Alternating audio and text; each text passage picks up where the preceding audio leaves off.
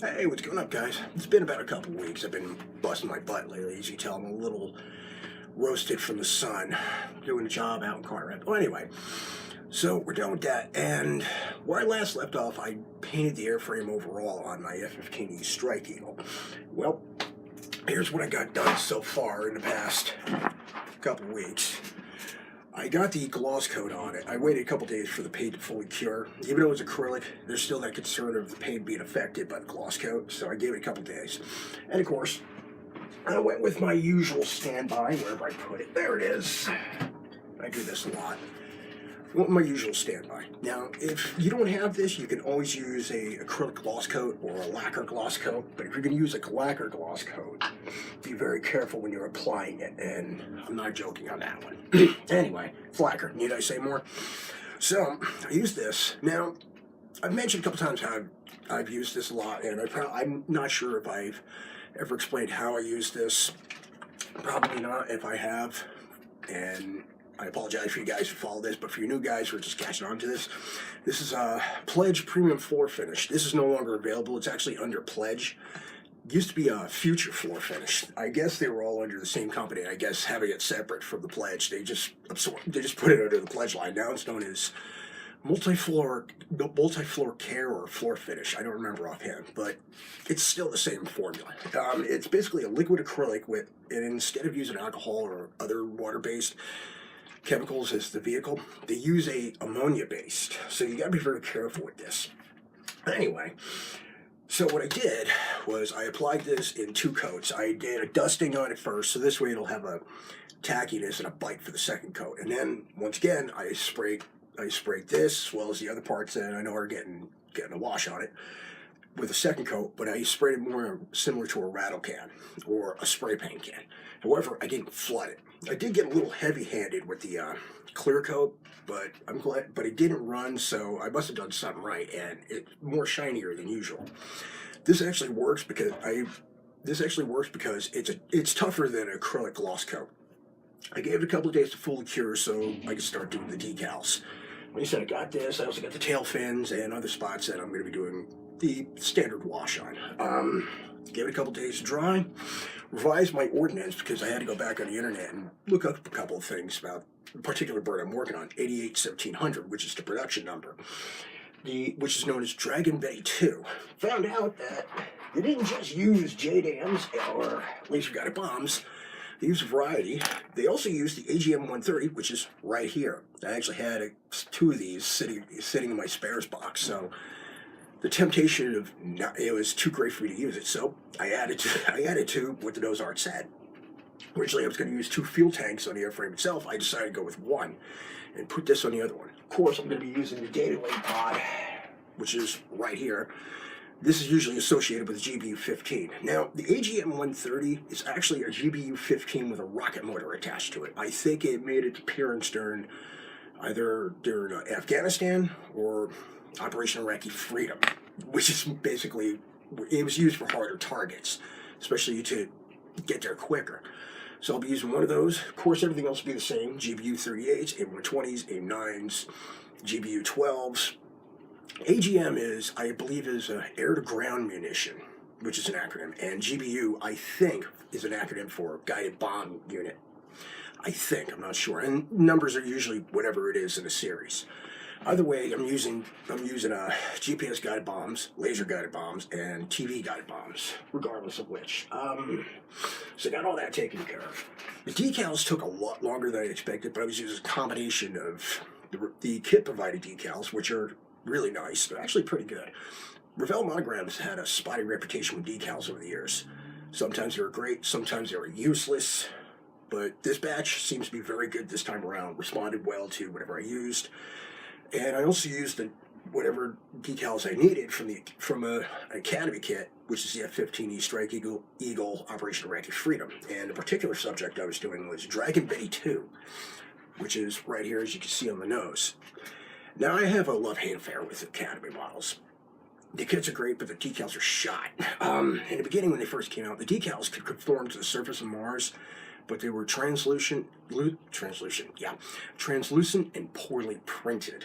And then they started getting better with the printing process, but they started having a hard time conforming to the surface. So it was a really no-win. Now, Cartograph, which is basically the international version of superscale decals for your model builders, they started printing decals for a lot of companies. And even though they're a lot better than the older Academy decals, I still have trouble with them. Because when I was applying the nose art and some of the decals I needed necessary, I couldn't make my water piping hot, which is what I prefer using when it comes to applying decals. It seems to help the decals a little bit. But I took my time, took the patience, did everything I could. Now, when I was applying the decals, I used see if I can find it, I used this for before I apply the decals. This is actually part of the microscale method, and I also have micro salt. I usually use this one for more delicate decals. It seems to work better. But this I use for everything before I apply decals. And basically what it does, it softens the decal a bit. This way you can draw it into the surface a little better. You know, I apply the decal where I put the microset. Basically I use this, apply the decal where I put the microset, apply this where I'm going to place the decal, let it sit for a few minutes, poke and prod it a little bit, get it to adjust accordingly, so this way it won't be any hassles. Then I blot away any excess. Then I move on to microsol, or my favorite, Solvaset. This thing works great on almost every decal on the planet, whether it's older decals, cranky old decals, or decals that just refuse to conform to this. This is actually what model railroaders use to get literally around every surface. However, it is very strong, and you got to be real careful with it, because if you apply it too much, it'll actually eat the decal, and that's what you don't want. So I used that for the rest of the decals once I got all the decals done. And the thing is with this, with a decal solvent, it does wrinkle the decal after the set, and you have it set and you have it ready on the surface. It does wrinkle the decal. That's what you want it to do. Because what it does is basically it snuggles the decal onto the surface, make it look like it's painted, which is what you want in the first place. I had to do these stuff in sections at a time. Like, I had to start the underside for the stenciling, I had to do the fuselage sides, including the nose art, as you can see here and here. Then eventually, I did the top. Now, the nose art and the other markings, like for Seymour markings, weren't so bad. I apologize going back and forth, by the way. I've been doing this all day. It's not so bad. However, it can be real difficult. I just lost my train of thought. I'm sorry. I mean, it's not so bad, but that's what I think. The stenciling is the most time-consuming. I mean, this is just a monochromatic bird.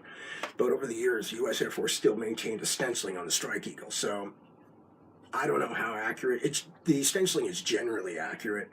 I don't know how accurate, but I do know it could be used for an early F-15E, probably for a late F-15E too, in its service life. So it really doesn't matter. But it was just the decals were just the stenciling was so small and time consuming. I needed a lot of light, because this is a very dark gray, and I had to use my magnifying glass to know precisely where I had to leave everything.